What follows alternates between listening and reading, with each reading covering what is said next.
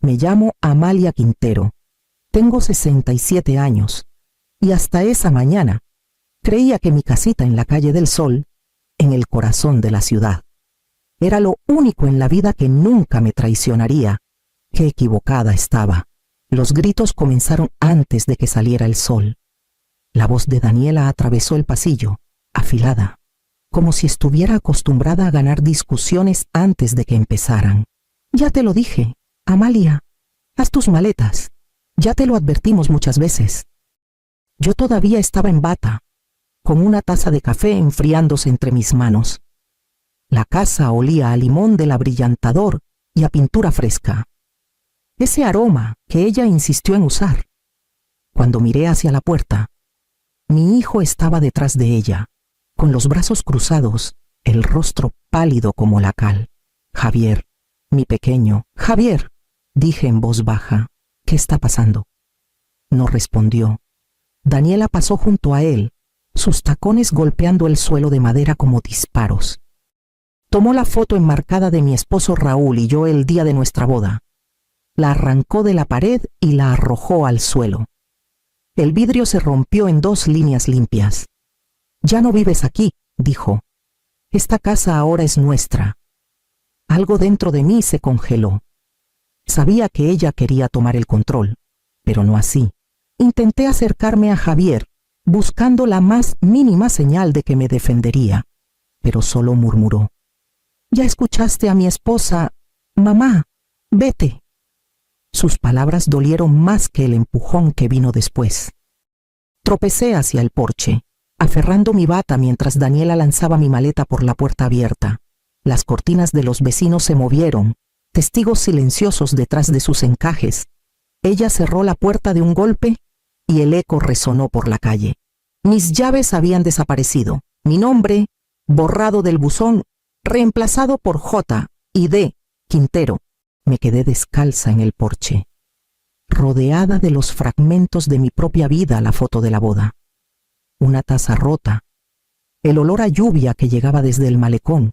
Por un instante, pensé que Javier abriría la puerta otra vez, que diría algo, cualquier cosa.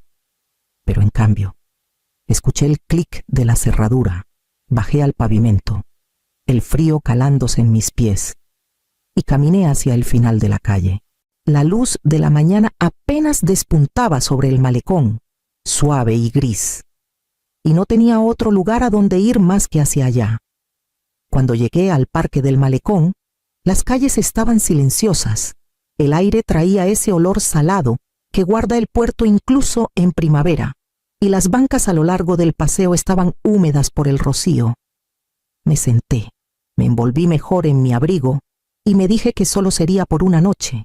Las lámparas del muelle zumbaban suavemente, su luz reflejándose en las ondas del agua. Sostuve en mi mano el relicario de oro de Raúl, el que me regaló en nuestro 25º aniversario. Dentro había una foto de nosotros cuando éramos jóvenes, sonriendo como quienes creen que el tiempo les debe algo de bondad. Para la mañana, el metal ya estaba cálido contra mi palma. Esa primera noche apenas dormí. Escuché el sonido del agua golpeando los postes y el murmullo lejano de los camiones de reparto. Pensé en Javier de niño, cómo me llamaba después de una pesadilla, cómo apretaba mis dedos hasta que podía respirar de nuevo. Ahora me tocaba a mí quedarme despierta, aprendiendo a respirar sola. Justo antes del amanecer, llegó la encargada de limpieza del parque, una mujer pequeña con un uniforme municipal. El cabello gris recogido bajo una gorra. Me miró, pero no hizo preguntas. Se ve que tienes frío, dijo, dejando una taza de café de papel a mi lado. Toma, tengo otra. Intenté agradecerle, pero la voz se me quebró. Ella asintió como diciendo que no había problema y volvió a barrer cerca de la fuente. Ese pequeño gesto, sin lástima ni curiosidad, calmó algo dentro de mí. Cuando el sol finalmente salió, tiñendo el agua de dorado, abrí el relicario una vez más y le susurré a Raúl. Todavía estoy aquí. No era mucho, pero fue suficiente para levantarme y seguir caminando. Conocí a Raúl cuando tenía 21 años. Él tenía una manera de hacer que todos a su alrededor se sintieran más firmes, como si su sola presencia pudiera sostener un cuarto entero. Cuando murió de un infarto a los 45, sentí que las paredes de nuestra casa suspiraron y se silenciaron conmigo. Javier tenía 12 años entonces, demasiado joven para entender la pérdida, pero demasiado grande para olvidarla. Mantuve a flote nuestra vida como pude enseñando en la primaria durante el día, corrigiendo exámenes por las noches, dando clases particulares los fines de semana. Aprendí a estirar los guisados, a reparar goteras en el tejado y a sonreír aunque estuviera agotada. Javier creció hasta convertirse en un joven amable, serio, con esa cortesía tranquila que heredó de su padre. Estaba orgullosa de él, tal vez demasiado. Cuando trajo a Daniela a casa, quise creer que ella le daría la vida que yo no pude. Era astuta, segura de sí misma, hermosa de una manera que llenaba cualquier habitación. Me dije que su audacia era una buena señal, que impulsaría a Javier a soñar en grande. Y al principio lo hizo. Consiguió mejores contratos para él. Lo ayudó a hacer contactos. Hablaba de inversiones y planes de remodelación como si ya fuera dueña de una parte de la casa. Todo empezó con pequeños detalles, sugerencias sobre cortinas nuevas, toques modernos que, según ella, harían que el lugar no se viera tan anticuado. Luego vinieron las charlas sobre combinar finanzas, guardar los recuerdos familiares en un trastero, simplificar.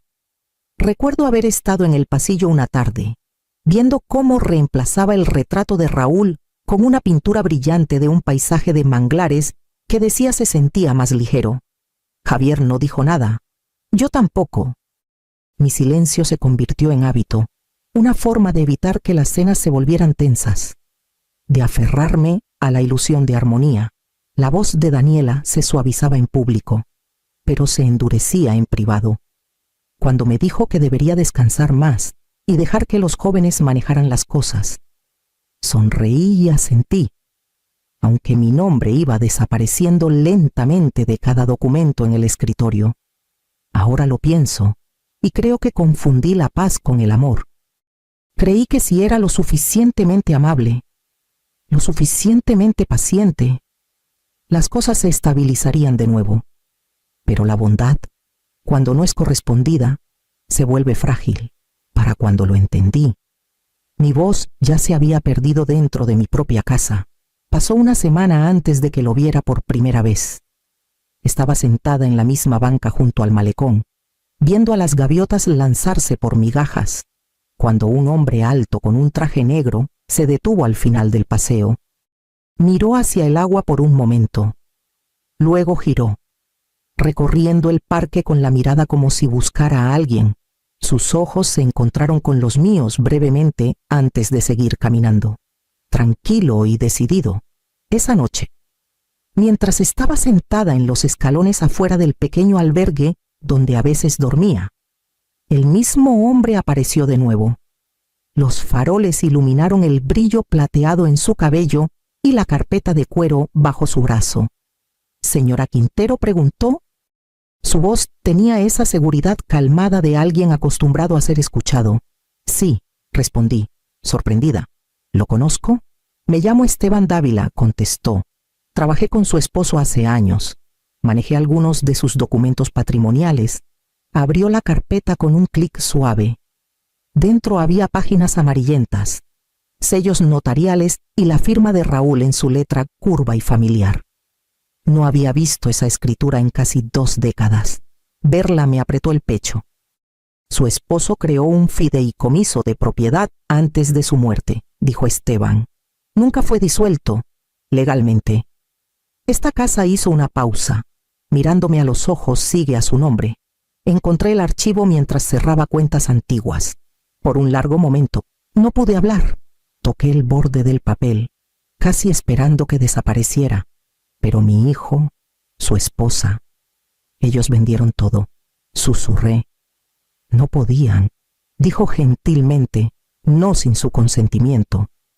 El viento del malecón traía un leve olor a sal y lluvia. Me di cuenta de que todavía sostenía el relicario en mi puño. Por primera vez en meses, se sentía cálido contra mi piel. Esteban cerró la carpeta con cuidado. «Usted tiene más poder del que cree, señora Quintero», dijo. «La pregunta es qué quiere hacer con él». Inclinó su sombrero. Asintió una vez y se alejó por la calle silenciosa, dejándome mirando los papeles que de repente habían devuelto un latido a mi nombre. 2 días después, Esteban me encontró en una esquina tranquila de un café cerca de la calle del mercado. Era uno de esos lugares antiguos que todavía olían ligeramente a tabaco y aire salado. Colocó la carpeta entre nosotros en la mesa, sus bordes desgastados por el uso. «Revisé todo», dijo, deslizando un documento hacia mí. «Estos son registros de transferencia, falsos. Daniela los forjó hace unos 6 meses, usando copias digitales de su firma antigua. Su hijo firmó donde ella le indicó. Miré el papel. La mancha tenue de lo que se suponía era mi nombre. Se parecía al mío, pero las curvas eran incorrectas, demasiado suaves, demasiado practicadas. Él no lo sabía, pregunté. Esteban dudó. Tal vez al principio no, pero después debió darse cuenta. Los fondos de la venta fueron a una cuenta a nombre de ambos. Sus iniciales están en los comprobantes de autorización. El café se enfrió entre nosotros. Tracé el borde de la taza, mis manos temblando ligeramente. Podía casi escuchar la voz de Javier como sonaba cuando era pequeño, sincero, inseguro, siempre tratando de complacer. Ese mismo niño había firmado lo último que su padre y yo construimos juntos. «¿Qué pasa ahora?», susurré. «La ley está de su lado», dijo Esteban. «Si presentamos una demanda, la casa vuelve a usted. Daniela podría enfrentar cargos penales por fraude. Javier también. Si demostramos complicidad». Mi garganta se cerró. Las palabras Javier también quedaron flotando como humo.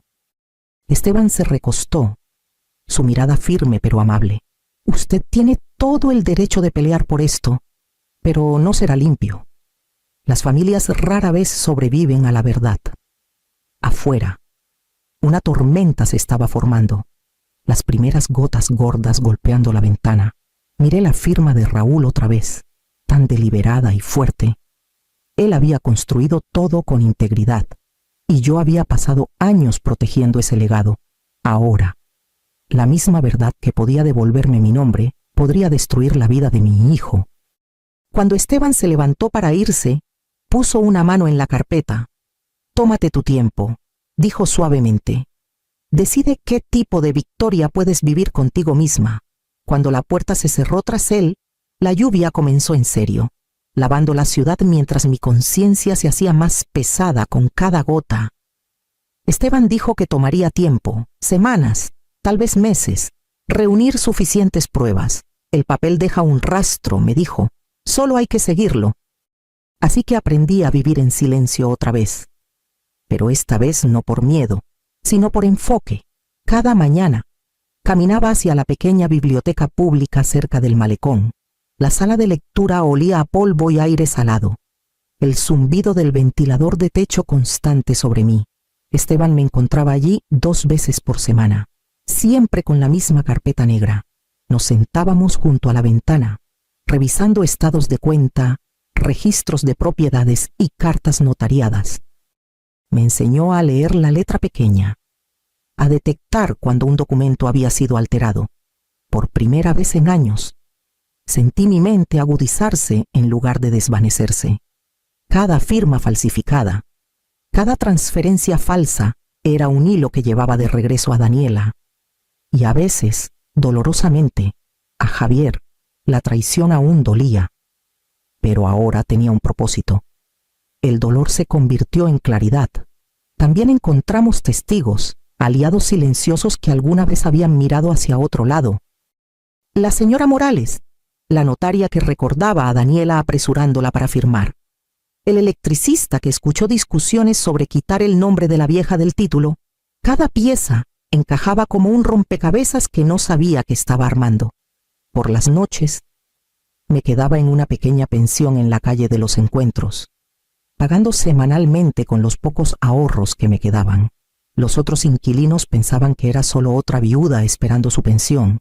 Los dejé pensar eso. En verdad, me estaba preparando para una guerra, una que se libraba en silencio, no con furia. A veces, cuando me sentía cansada, sostenía el relicario de Raúl y susurraba: «Ya casi llegamos». Las palabras me daban fuerza. Ya no quería venganza. Quería restauración mi hogar, mi nombre y la dignidad tranquila que nadie podría arrancarme otra vez. Cuando Esteban dijo: «Estamos listos», me di cuenta de que la mujer sentada frente a él ya no estaba rota, estaba esperando y sabía exactamente cuándo actuar. Esteban dijo que era el momento. «Tienes todo el derecho legal de recuperar tus pertenencias personales», me recordó. Así que me vestí con cuidado, me recogí el cabello y caminé por la calle del Sol por primera vez desde esa mañana. La casa parecía más pequeña de lo que recordaba. Cortinas nuevas, al gusto de Daniela, demasiado blancas, demasiado pulidas. Cuando abrió la puerta, una chispa de sorpresa cruzó su rostro, rápidamente reemplazada por una sonrisa que no llegó a sus ojos. «Amalia», dijo dulcemente, «no te esperábamos. Solo vine a recoger algunas de mis cosas», respondí. Mi voz era firme, tranquila. Dudó. Luego se hizo a un lado. Dentro, el aire olía a cloro y velas caras. Mis fotos antiguas habían desaparecido del aparador, reemplazadas por certificados enmarcados y retratos familiares donde yo ya no existía.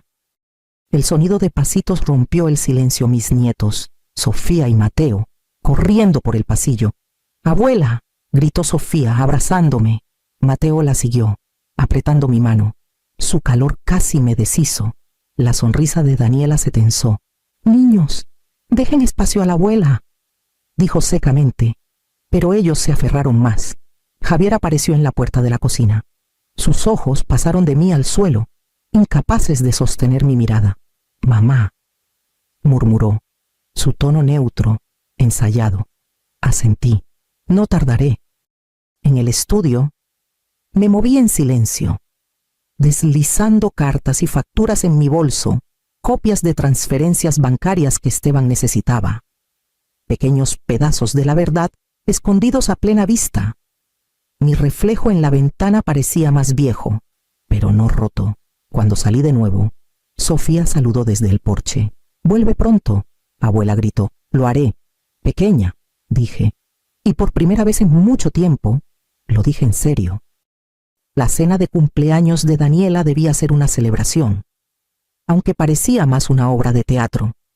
La casa estaba llena de invitados vecinos, compañeros de trabajo, gente que hablaba en tonos corteses mientras admiraba la decoración que alguna vez fue mía. Me habían invitado a última hora, seguramente para guardar las apariencias. A Daniela le gustaba presumir civismo cuando le convenía. Llevé un vestido azul sencillo y las perlas que Raúl me regaló hace años. Al entrar, el murmullo de la conversación bajó. Luego volvió a subir como si nada hubiera pasado. Daniela se acercó con su calidez ensayada. «Amalia, qué bueno que pudiste venir», dijo, besando el aire cerca de mi mejilla. Javier estaba junto a la chimenea, con una copa en la mano. Su expresión ilegible. Los niños espiaban desde detrás de la escalera. El tintineo de las copas y la música suave de jazz llenaban el silencio que siguió a mi llegada. La cena se sirvió en una mesa larga vestida con lino blanco. Me senté en silencio en el extremo más lejano. Daniela levantó su copa y comenzó su brindis, una retahíla de autocomplacencia sobre perseverancia y construir un legado familiar. La voz de Esteban interrumpió antes de que terminara. «Legado», dijo con calma.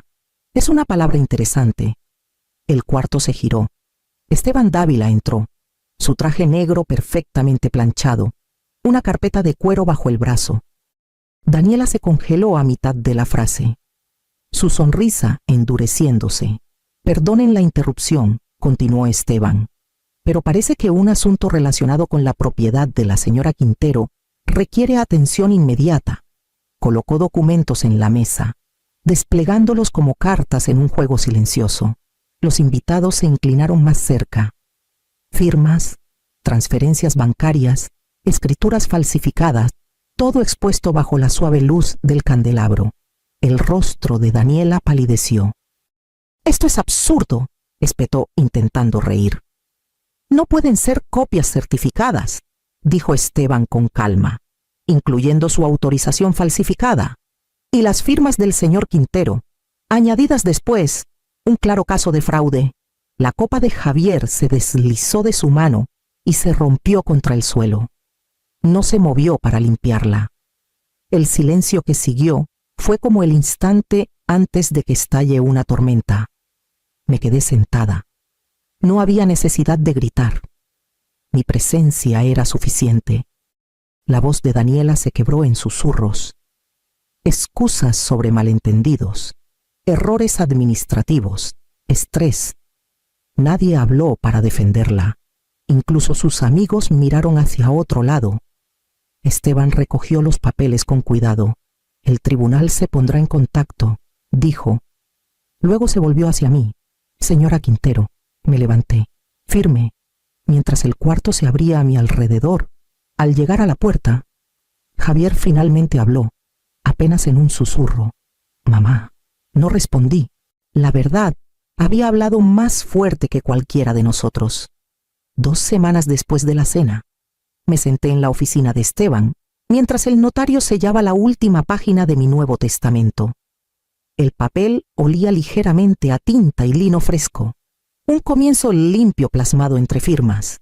Cada peso, cada activo, cada derecho sobre la casa de la Calle del Sol iría a un fondo de becas para madres solteras, mujeres que habían caminado por el mismo borde delgado que yo una vez.